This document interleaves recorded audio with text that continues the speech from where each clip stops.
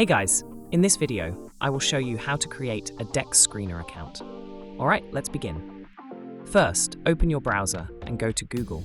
In the search bar, type DEX Screener and click on the official website, which is dex-screener.com. Once you're on the home page, look for the Sign In button at the bottom left corner and click on it. You will now have a few options to create your account. You can sign in using Google, Apple, or by connecting your crypto wallet. For this example, I will use Google. Click on the Google Sign In option, then choose the Google account you want to use. Once selected, DEX Screener will process your login request. After a few seconds, you should see a confirmation message stating that you have successfully signed in. Your username will be displayed, which will be your Google email address.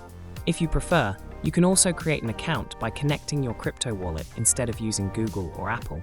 This allows you to access additional features within DEX Screener. So that's basically how you can create a DEX Screener account. And that's it for this video. If you find this helpful, consider subscribing and giving this a big thumbs up. Thanks!